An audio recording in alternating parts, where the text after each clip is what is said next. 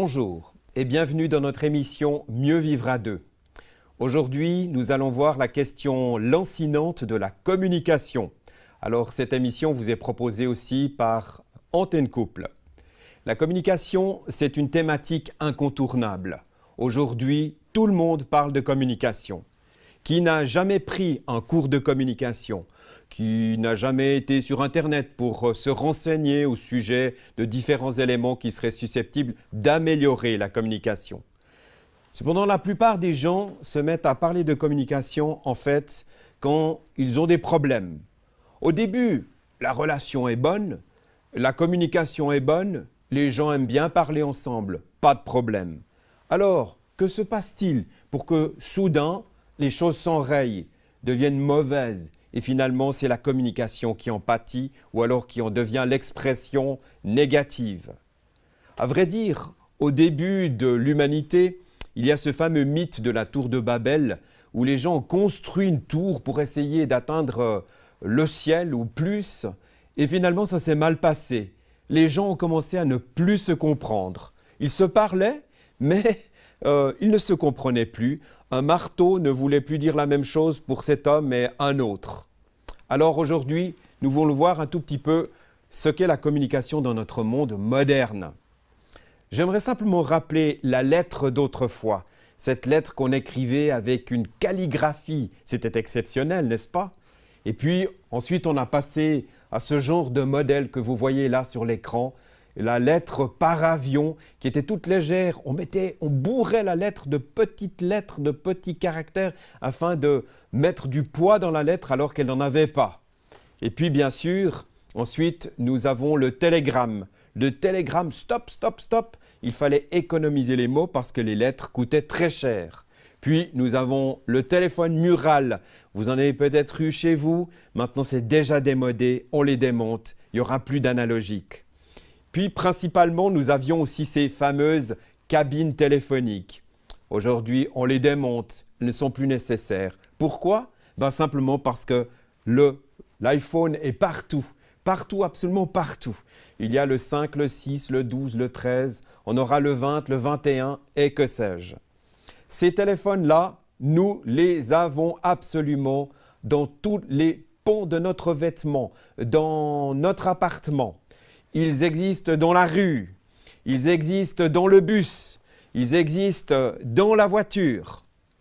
Et puis, c'est vrai que normalement, on ne devrait pas téléphoner en voiture, mais il y a quand même un certain nombre de personnes qui le font, parfois avec des kits main libres. Mais en fin de compte, si c'est interdit par la loi, alors qu'est-ce qu'on fait? On prend le risque de téléphoner en voiture. Mais le téléphone est partout aussi, au restaurant, ou encore dans la salle de bain, ou encore à la plage, dans la forêt. Finalement, le téléphone est partout, et on téléphone de partout, vers partout. Alors la question qu'on pourrait se poser, c'est est-ce que finalement, ça améliore notre communication? Est-ce que ça nous permet d'avoir une qualité de communication véritablement en particulier dans le couple, mais également envers les personnes que nous suivons, j'allais dire, à la trace avec leur téléphone. Et tout de suite, j'aimerais parler de quelques difficultés de communication. Alors ici, j'aimerais présenter un iceberg de la communication. Sur ce dessin, vous allez voir effectivement tout le chemin parcouru par le démarrage du message jusqu'à la réception du message. Je ne vais pas détailler ce schéma, mais j'aimerais simplement dire que pour se comprendre, c'est assez compliqué, comme vous pouvez l'entendre. Et puis, vous connaissez certainement aussi le schéma des malentendus entre ce que je pense, ce que je veux dire, ce que je crois dire et ce que je dis, et finalement, ce que tu veux entendre, ce que tu entends, ce que tu crois comprendre, ce que tu veux comprendre et finalement ce que tu comprends, il y a 9 possibilités de ne pas s'entendre. Ça fait quand même beaucoup. On le sait aussi que le rythme de vie, malheureusement, nous empêche parfois de bien nous correspondre. Et il arrive que nous nous croisions complètement dans la communication. Et ceci est normal, c'est absolument dû au fait que les gens n'ont pas le même travail, n'ont pas le même rythme de sommeil et d'autres éléments. ce qui entraîne nécessairement évidemment des conflits. Alors maintenant, j'aimerais plus particulièrement m'attaquer un petit peu aux difficultés de communication spécifiques dans le couple. Parfois, on n'arrive pas à parler ensemble. C'est tout simplement une espèce de blocage. On voudrait dire quelque chose, mais ça ne passe pas. Parfois, on interprète les propos de l'autre. On est là dans quelque chose qui, en fin de compte, laisse passer des présupposés. Et effectivement, il y a aussi tous ces présupposés qu'on se dit l'un sur l'autre. Elle est trop dans les émotions. Ou alors encore, il n'aime pas parler avec moi. Et puis il y a d'autres situations.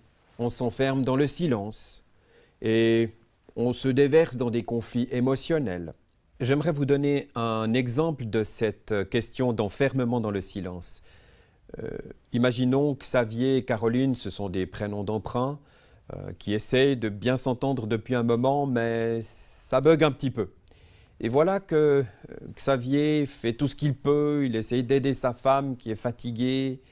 Elle est là dans une situation un peu difficile avec des enfants qui pleurent, avec un boulot qui ne la satisfait pas complètement, etc. Et surtout, elle est insatisfaite de son mari.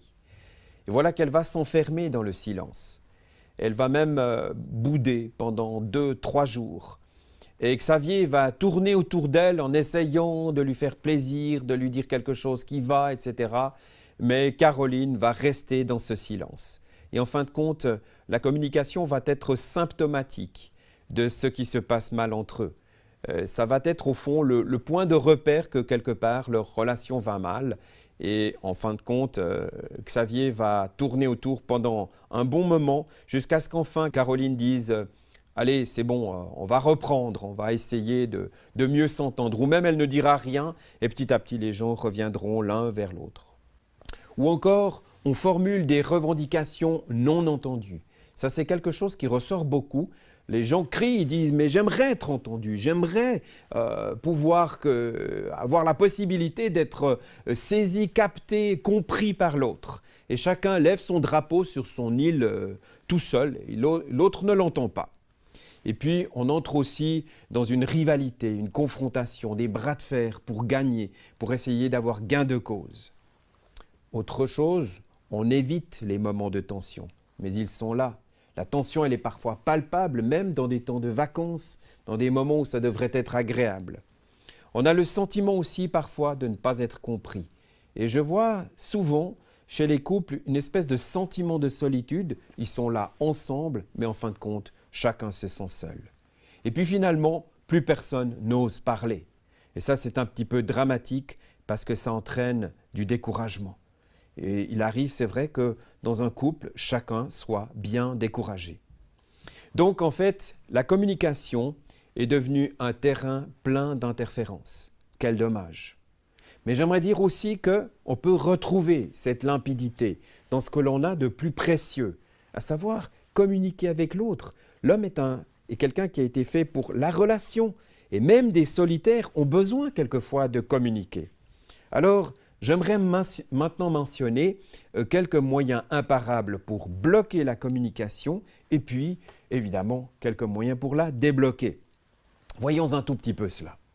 Premièrement, dites-lui qu'il ne fait jamais ce que vous désirez, toujours les mêmes erreurs, les jamais, les toujours. Vous voyez ce genre de choses? Eh bien, c'est facile à dire. Ou encore, ne lui dites jamais bonjour le matin, ni bonsoir avant de dormir. Faites une espèce de comme ça. Et puis finalement, ça va envenimer les choses. Ou alors encore, plus simple, parlez-lui de vos soucis quand il essaie de vous raconter un tout petit peu quelque chose de sa journée. C'est tellement vite fait de se bloquer de cette manière. Ou encore, décrochez le téléphone quand vous êtes en train de prendre un moment à deux. Vous allez voir l'effet. Tout d'un coup, l'autre se détourne, se dit « bon, il ou elle n'est plus avec moi ». Donc, la suite à votre imagination. Et puis, bien sûr, il y aura autre chose. Ce sont des moyens justement de débloquer la communication. Et je vous donne quelques pistes. Il y en aura d'autres, vous les trouverez un peu plus tard. Donnez-lui un encouragement de la journée. Dites-lui un petit mot. « Allez, c'est vrai, ça va aller, tu vas voir, je suis avec toi, je pense à toi. » Ou encore, posez-lui la question régulièrement. « Comment vas-tu ? Comment ça va, chérie ?» Ouh là là, un mot peut-être un peu ancien, mais ça vaut la peine de l'essayer. Ou encore, déposez vos tensions dans un petit moment personnel avec Dieu avant d'inonder l'autre de vos besoins. Vous voyez par exemple si vous rentrez du travail et puis que vous êtes fatigué, faites un tour du pâté, n'est-ce pas? Avant de rentrer avec toutes vos tensions, allez les déposer de côté et faites une petite prière en disant « Seigneur, je suis d'accord que tu prennes tous mes soucis. » Ou encore, proposez-lui un petit rendez-vous de temps en temps, sans que ce soit un grand déballage, mais juste un moment cool, avec ce côté plutôt jardin que le côté cour où on met les poubelles. Vous voyez donc qu'il y a une possibilité véritable de travailler sur votre communication et donc en quelque sorte de faire aussi appel à votre imagination, votre créativité. Je vous propose d'examiner la qualité de votre communication avec un test intitulé « Blocage et ouverture ». Vous allez retrouver quelques-unes des propositions que je vous ai faites il y a un instant, mais c'est un tout petit peu plus développé et puis véritablement, je vous invite à faire marcher votre créativité. Et pour terminer, pour changer les moments d'incompréhension en zone de complicité et de bonne entente, comment faire? Alors, réponse à la prochaine session. Mesdames et messieurs, je vous souhaite une bonne session à deux pour parler de tout cela et plein de courage pour modifier, pour améliorer votre communication. Merci de votre écoute.